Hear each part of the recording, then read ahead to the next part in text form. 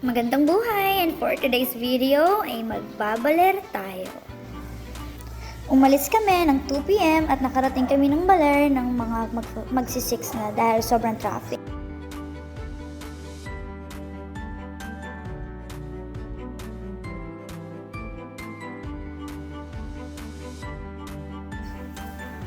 Pang second time ko na makakapunta dito sa baler at hanggang ngayon ay sobrang naa-amaze talaga ako sa view. Sobrang breathtaking.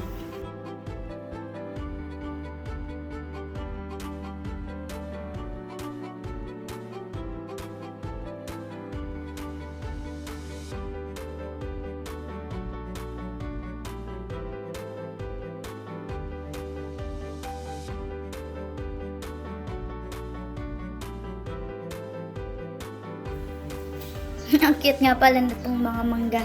Parang broccoli sa malayo.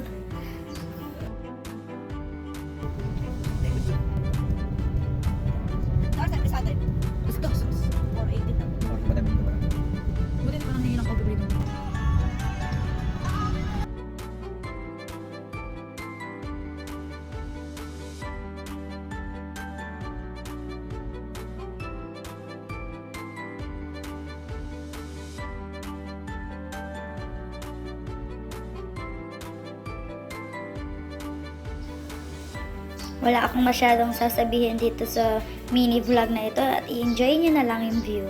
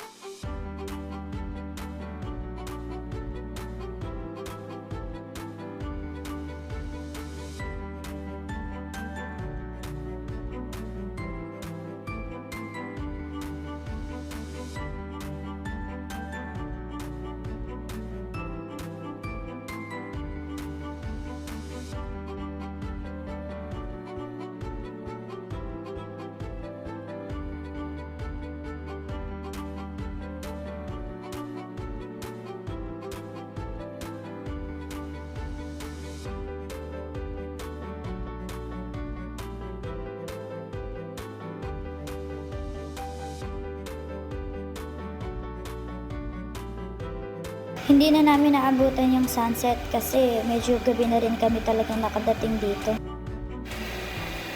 Sobrang ganda talaga at sobrang lakas ng mga alon kaya naman dinadayo to. Lalo na ng mga mahihilig mag-surfing. Yun nga lang, kung hindi ka naman marunong lumangoy, ay talagang doon ka lang sa dalampasigan dahil nakakatakot. At eto, nakahanap na nga pala kami dito ng matutulugan namin na binayaran namin ng 2.5 for 1 night. Good for 4 packs na yun. Hindi ko alam kung mura yun or mahal yun, pero kesa wala kaming matulugan. And then around 5 AM, gumising na kami para maabutan namin yung sunrise. And then ito yung bumungad sa amin. Sobrang dilim pa pala ng 5 AM dito. And wala kaming magagawa kundi intay na lang. Hindi ka naman maiinip ka iintay kasi sobrang ganda talaga ng makikita mo. And then tada! Sobrang ganda talaga. Nothing beats the sunrise talaga. Sobrang ganda. Ala akong masasabi as in. Yung tunog ng dagat, yung pagbuk ng liwayway, sobrang ganda as in.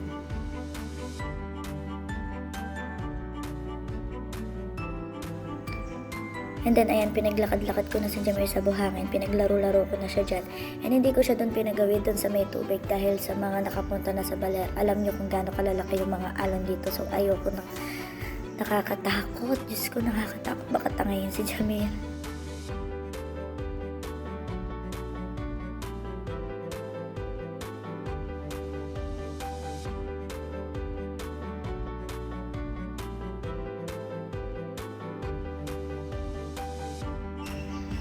Meron akong nabasa sa Facebook na dalhin nyo lagi yung mga anak nyo sa mga gala kahit nakakapagod ng sobra dahil kahit hindi man nila maalala lahat, at least ikaw maaalala mo kung gaano siya kasaya.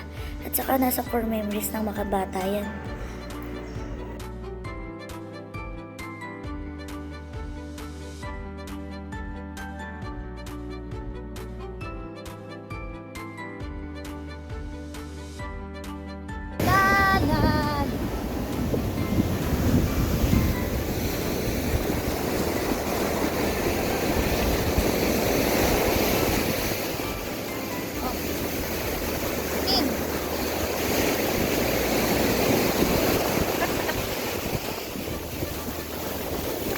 Jamir and Tata.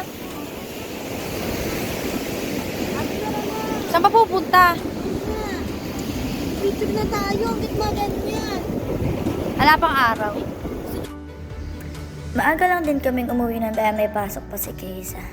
So around 9 a.m. ata pauwi na kami, pero naipit kami dito sa bayan ng Aurora dahil Aurora Day pala ngayon, sobrang daming parada.